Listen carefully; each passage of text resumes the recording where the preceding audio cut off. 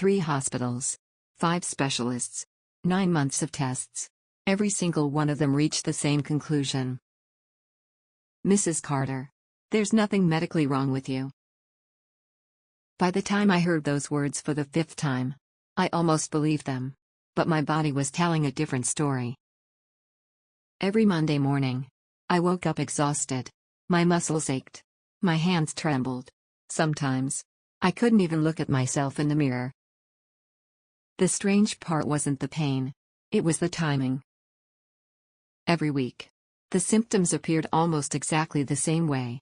Then, slowly, they disappeared, only to return again. My name is Emily Carter. I'm 42 years old. I've been married to my husband, David, for 19 years. If you asked anyone in our town about him, they'd probably smile. David coached children's baseball, organized charity drives, volunteered at church every Saturday. He remembered birthdays, helped neighbors shovel snow, never raised his voice in public. People didn't just respect him, they admired him, including me. For 19 years, I believed I'd married one of the kindest men alive. So every time another doctor told me the problem was stress, I apologized to David for worrying him. He'd squeeze my hand, kiss my forehead, and say the same sentence. We'll get through this together. I never noticed that he always answered before the doctors did. Then, on a rainy Thursday morning, everything changed. David was sitting beside me in another examination room, scrolling through emails on his phone. A nurse I'd never met walked in carrying my chart. She greeted us politely. Then she began reading. Halfway through the file, she stopped. She turned back several pages. Read them again. Then she looked directly at me. Not at David. At me. Mrs. Carter, could I speak with you alone for just a moment? David smiled. Of course. I'll grab a coffee. He walked out.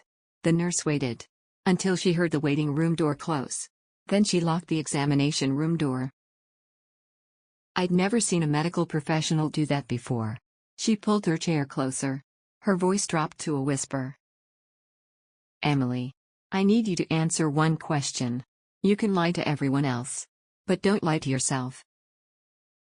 She placed my medical chart on the desk, tapped the same page 3 times. Then she asked the question that destroyed everything I thought I knew about my marriage.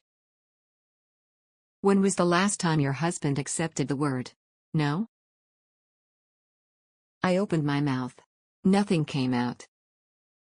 The nurse didn't rush me. She simply waited. Her eyes never left mine. When was the last time your husband accepted the word no? I searched my memory. The answer should have been easy. Instead, my mind went completely blank. I remembered saying, I'm tired. I have a headache. Maybe tomorrow. But I couldn't remember whether those words had ever ended the conversation. The silence between us grew heavier. Finally, I looked at the nurse. I don't understand the question.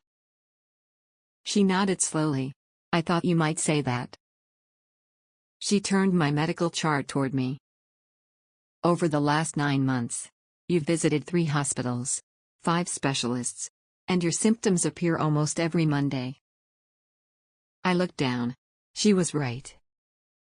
Every emergency visit, every blood test, every appointment, always on a Monday. She leaned closer. Can you tell me what happens on Sunday nights? My heart skipped. Sunday nights. I had never connected the two. My husband and I usually spend the evening together. She didn't interrupt. What happens after that? I felt my face grow warm. That's private. It is. And you don't have to tell me. But I need you to think carefully. When you don't want to, what happens? Images flashed through my mind. David sighing heavily, turning away from me, sleeping on the couch, ignoring me for days, reminding me how distant I'd become, telling me A healthy marriage required sacrifice. I swallowed hard. He gets upset. The nurse asked softly. And then? I usually apologize. Even if you've done nothing wrong? I stared at the floor. I'd never asked myself that question before. The nurse reached into a drawer. She handed me a small folded brochure. Its title read, Understanding Coercive Control. I don't want you to decide anything today. I only want you to read this. If none of it sounds familiar, throw it away. But if it does, call the number on the back. A knock echoed against the door. David's voice came from outside. Everything okay in there? The nurse looked at me, then quietly whispered, You don't have to answer him immediately. It seemed like such a simple sentence. But in 19 years, I realized, no one had ever told me that I was allowed to take my time. I slipped the brochure into my purse, unlocked the door, and smiled at my husband, exactly the way I always had. The difference was, for the first time in 19 years, I wasn't sure whether I was walking back to my marriage or walking away from it. The drive home was unusually quiet. David kept glancing at me. You seem tired. I forced a smile. I'm fine. He nodded, then turned the radio up. Normally, that would have been the end of the conversation, but the nurse's question refused to leave my mind.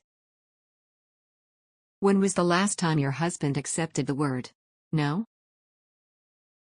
I tried to think of one memory. Just one. Instead, dozens of small moments surfaced. David pouting for days because I was too tired. Buying flowers. Only after making me feel guilty. Telling me, a marriage only works when both people make sacrifices. At the time, those moments had seemed ordinary. Now, they felt different. When we reached home, David unlocked the front door. Our house looked exactly the way it always had. Family photographs. Fresh flowers on the dining table. The smell of coffee still lingering in the kitchen. It looked like the home everyone envied. That afternoon, while David mowed the lawn, I opened my purse. The brochure was still there. I unfolded it. The first page didn't mention bruises or broken bones. Instead, it listed behaviors. Feeling guilty for saying no. Being pressured after refusing. Being made to feel responsible for another person's anger. Believing you owe intimacy to keep the peace. One by one, I read every sentence. With each paragraph, my chest grew tighter. At the bottom of the page, one line was printed in bold. Consent given because you're afraid of the consequences is not freely given. I read that sentence again. Then again. My hands began to shake. For 19 years, I had never thought of myself as afraid. I wasn't afraid David would hit me. He never had. I was afraid of disappointing him, of making him angry, of being ignored for days, of hearing, "You don't love me anymore." A tear landed on the brochure. Before I could wipe it away, the front door opened. David stepped inside. He looked at me, then at the paper in my hands. "What are you reading?" My heart raced. Without thinking, I folded the brochure and slipped it beneath the magazine. "Oh, just something the hospital gave me." He walked closer. "Can I see it?" There was nothing threatening about his voice. Nothing loud. Nothing aggressive. Yet, for reasons I couldn't explain, my pulse began pounding in my ears. I heard myself say, "I already threw it away." The lie came so naturally. It frightened me. David studied my face for several long seconds. Then he smiled. "Good. Those hospitals hand out all kinds of nonsense. He kissed my forehead, just like he always did. But this time, instead of feeling comfort, I felt something I hadn't expected. I felt relieved that he hadn't found the brochure. And for the first time, I asked myself a question that terrified me. If my marriage was as happy as I'd always believed, why was I hiding a piece of paper from my own husband? That night, I couldn't sleep. Not because I was afraid. Because I couldn't stop thinking. 19 years. Thousands of ordinary moments. Conversations I'd forgotten. Promises I'd believed. What if they hadn't been ordinary at all? David climbed into bed beside me. He smiled. Long day? Yeah. You've seemed distracted since the hospital. I looked away. I'm just tired. He gently brushed a strand of hair behind my ear. You've been saying that a lot lately. His voice was calm, patient, almost comforting. Then he added, I miss my wife. The sentence hit me harder than I expected. Not because it sounded cruel. Because it sounded loving. For years, those words had made me feel guilty. Tonight, they felt different. I remembered something from the brochure. Manipulation often sounds like affection. David reached for my hand. Emily, are we okay? Every instinct told me to say yes. Instead, I asked a question. David, have I ever said no to you? For the first time that evening, he hesitated. Then he laughed softly. What kind of question is that? I don't know. I was just thinking. He squeezed my hand. Sweetheart, couples don't keep score. They work things out. It sounded like a reasonable answer. Maybe too reasonable. I tried again. But if I did say no, would that be okay? His smile didn't disappear. But something in his eyes changed. Only for a second. Then it was gone. Emily, where is all of this coming from? The hospital? I didn't answer. He sat up slowly. I knew this would happen. Those people fill your head with ideas. They don't know us. They see one chart. And suddenly they think they understand our marriage. He wasn't yelling. He wasn't angry. He sounded offended. As though someone had insulted both of us. Then he looked directly at me. Do you trust me? The question caught me off guard. For 19 years, my answer would have come instantly. Of course I trust you. But now, something inside me refused to speak. The silence lasted only a few seconds. Yet I watched David's expression change. Confusion. Then disappointment. Then something else. Something I'd never noticed before. Calculation. He smiled again, kissed my forehead, and quietly said, We'll talk about this tomorrow. He turned off the bedside lamp. Within minutes, his breathing became slow and steady. But I stayed awake, staring into the darkness, wondering why. For the first time in 19 years, I no longer knew whether I shared a bed with a man I loved, or with someone I had never truly known. The next morning, David was already gone when I woke up. On the kitchen counter, he'd left a note. Sorry about last night. Love you. Dinner at 7? If someone else had read it, they would have called it sweet. I stared at it for a long time. Then I noticed something. The note apologized, without saying what he was sorry for. It was just enough to make me question myself. Maybe I had overreacted. Maybe I was being unfair. I almost believed that. Until my phone rang. It was Claire. "How are you doing today?" I hesitated. I don't know anymore. She didn't try to convince me of anything. Instead, she asked another question. Emily, who usually apologizes after an argument. I answered immediately. I do. What if he caused it? I opened my mouth, then stopped. I searched through 19 years of memories. Birthday arguments, holiday arguments, money, work, family. Somehow, I always ended up apologizing. Claire spoke softly. "Emily, I want you to try something." "What?" "For the next week. Don't argue. Don't accuse him. Don't even mention the brochure. Just observe." "Observe what?" "How often your choices become his decisions." After we hung up, I decided to do exactly that. At first, nothing seemed unusual. Then the little things started appearing. I reached for a blue sweater. David smiled. "The green one looks better." I changed into the green one. At a restaurant, the waitress asked what I'd like. Before I answered, David spoke. "She'll have the grilled salmon." I wanted pasta. I ate the salmon. Later that evening, we visited friends. Someone asked if I still painted. I smiled. "I've been thinking about starting again." David laughed.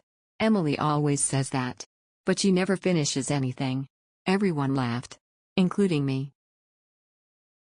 But on the drive home, I realized something.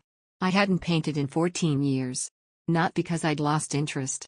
Because somewhere along the way, I'd started believing I wasn't good enough. That night, I stood in the garage, behind a stack of old storage bins. I found my easel, my paintbrushes, my unfinished canvases. A layer of dust covered everything. As I brushed it away, I couldn't stop wondering how much of my life had disappeared, one small decision at a time. The next morning, I bought a small notebook. Nothing special, just a plain black journal. I told David it was for grocery lists. It wasn't. Claire had given me one piece of advice. If you think you're imagining things, write everything down. So I did. Monday, David chose the restaurant. Tuesday, he answered a phone call that was meant for me. Wednesday, he laughed when I mentioned painting again. Thursday, he reminded me that I'd promised to spend the weekend with his parents, even though I couldn't remember making that promise. None of those things seemed important by themselves, but together, they painted a picture I'd never noticed. I wasn't making many decisions anymore. I was simply agreeing to decisions that had already been made. Friday evening, I decided to test something. David walked into the kitchen carrying takeout menus. "What are you in the mood for?" Normally, I'd answer with, "Whatever you want." Instead, I smiled. "I'd really like Mexican tonight." He looked surprised. Then he nodded. "Sure. We can do that." For a second, I felt embarrassed. Maybe I'd misjudged him. Then his phone rang. He stepped into the hallway. When he came back, he smiled apologetically. "Actually, I already ordered Italian. You'll like it better." I blinked. "You asked what I wanted." "I know. But I knew you'd enjoy this more." There it was again. So small. So ordinary. Yet somehow, my opinion had disappeared. After dinner, I wrote everything in the notebook. Then, I noticed something strange. David was standing in the doorway. "What you writing?" His tone was light. Curious. Not suspicious. I quickly closed the notebook. "Just making a list." He walked over, rested a hand on my shoulder, and smiled. "You know, I've always loved that you never keep secrets from me." He kissed my forehead and left the room. I sat there, staring at the closed notebook. He hadn't demanded to read it. He hadn't raised his voice. He hadn't threatened me. He'd done something far more effective.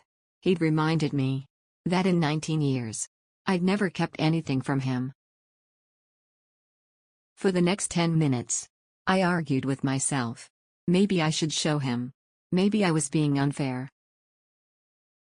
Then I remembered Claire's words.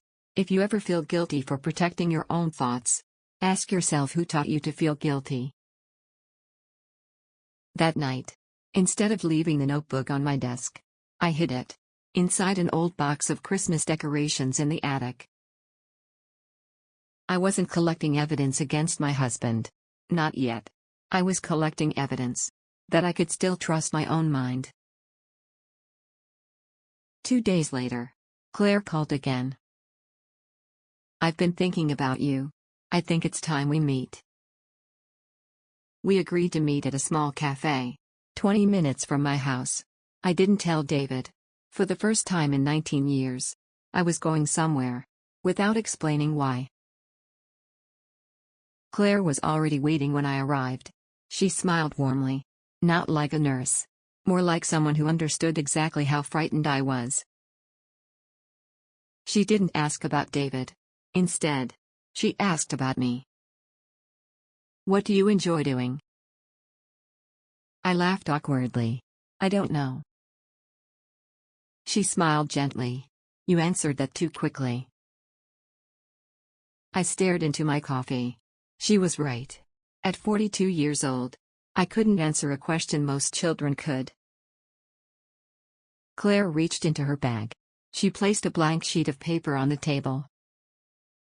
"Write down 5 decisions you've made this week." I picked up the pen. After nearly a minute, I'd written only one. I chose vanilla coffee.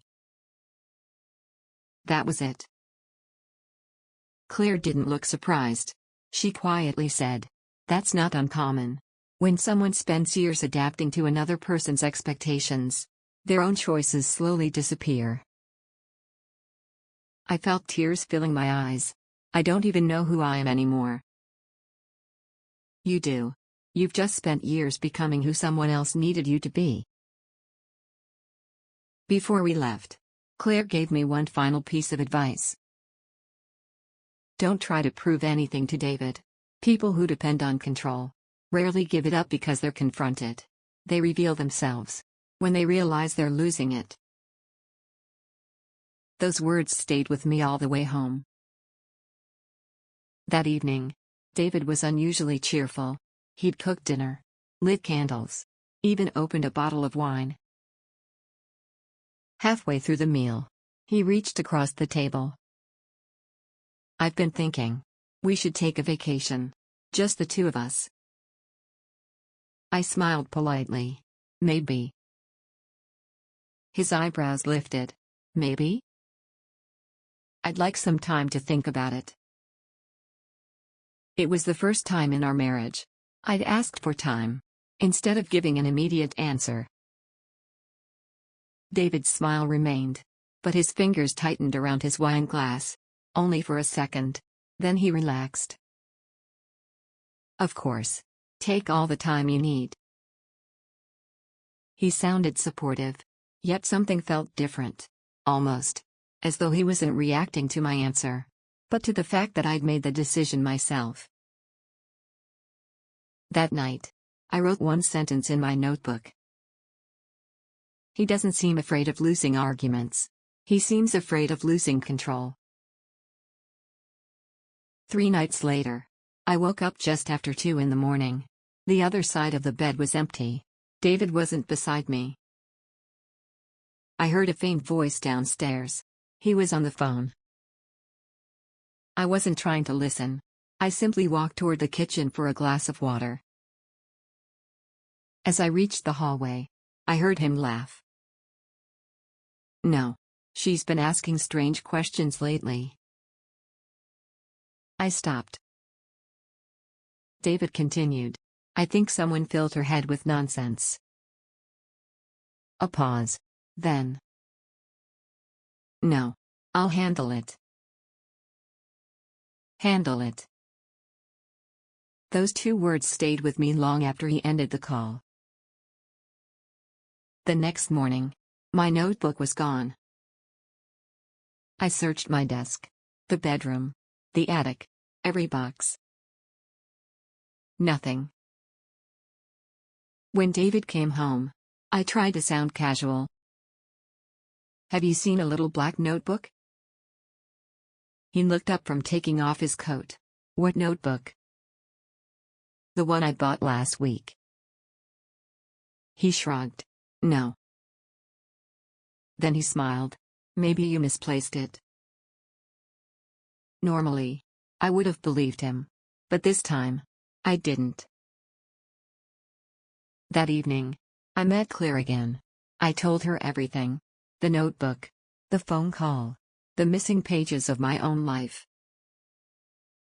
She listened without interrupting. When I finished, she asked quietly. Emily, do you still think you're imagining this? I shook my head. No. But I can't prove any of it. Claire leaned forward. Maybe you don't need to prove the past. Maybe you need to understand the present. She reached into her purse. This time, she handed me something much smaller than a brochure. It was a tiny digital voice recorder. I stared at it.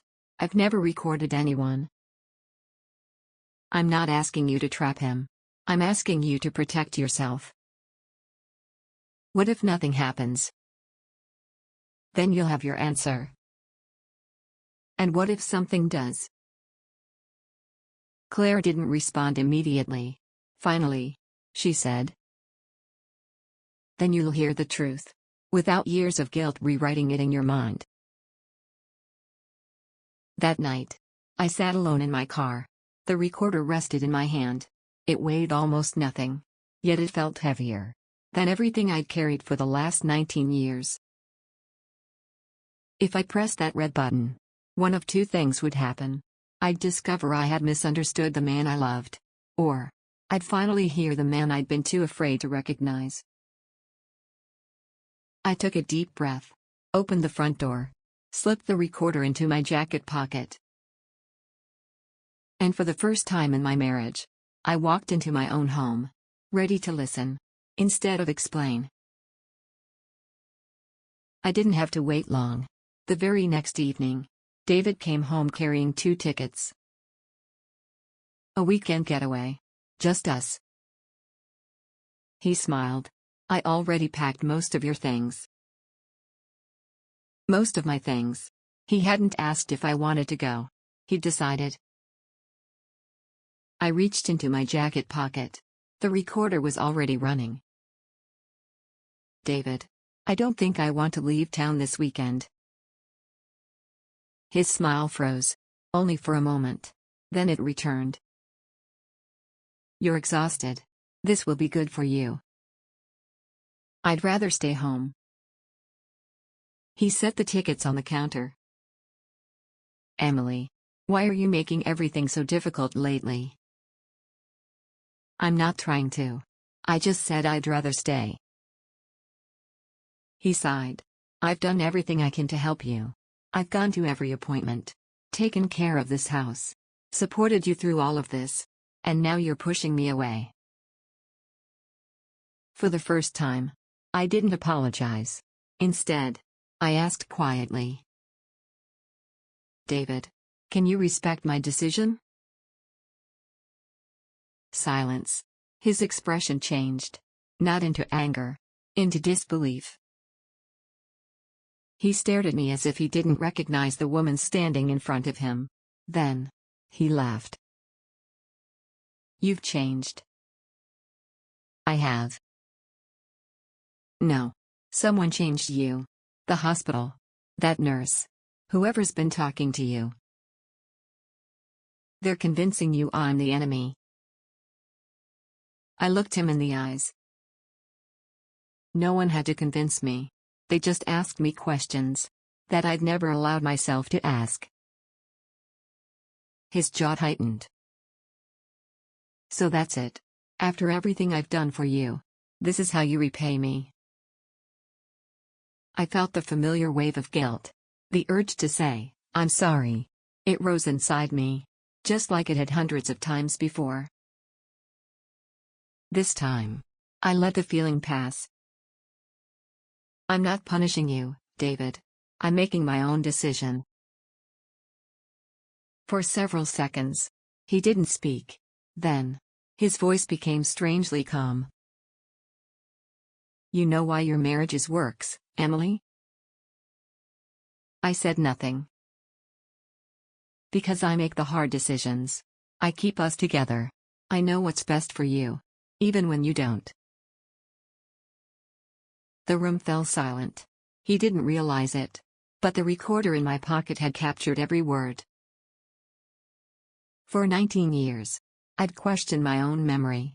Now, for the first time, I had something that couldn't question itself. I didn't leave that night. Not because I'd changed my mind. Because Claire had warned me. The moment someone realizes they're losing control can be the most unpredictable. The next morning, while David was at work, I drove straight to Claire's office. She listened to the recording without interrupting. When it ended, she looked at me. Emily, do you hear what I hear? I nodded. For the first time, I wasn't listening as a wife trying to protect her husband. I was listening as a woman hearing the truth. Within days, Claire helped me contact an advocate. Together, we created a safety plan. I quietly gathered my documents, opened a separate bank account, and arranged a place to stay. I didn't tell David. Not until everything was ready. The conversation lasted less than 5 minutes. I'm leaving. He stared at me. Then he smiled, as if I were joking. You'll be back. You always come back. I shook my head. No. I always gave up. This time I'm choosing myself. His confidence disappeared. For the first time in 19 years, he looked uncertain. He apologized. He cried. He promised counseling. He promised everything would change. Years earlier, those promises would have been enough. Now, I understood something. Real change begins with accepting another person's boundaries, not bargaining against them. I walked out. 6 months later, the divorce was finalized. It wasn't easy. Some friends believed David. Others couldn't understand why I'd left a man everyone admired. Healing wasn't quick. There were mornings. I still questioned myself. Then I'd replay the recording. Not to remember David, but to remember the moment. I finally trusted my own instincts. A year later, I rented a small art studio. The first painting I finished wasn't perfect. Neither was the second. It didn't matter. Every brushstroke reminded me that I was making my own choices again. Sometimes, I still think about the question Claire asked me in that hospital room. When was the last time your husband accepted the word no? Today, my life is filled with that word. I say no, without guilt, without apology. Because I finally learned something no one had ever taught me.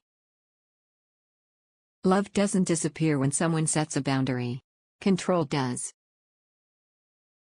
And if hearing my story helps even one person stop questioning their own reality, then 19 years of silence were finally broken. For a reason.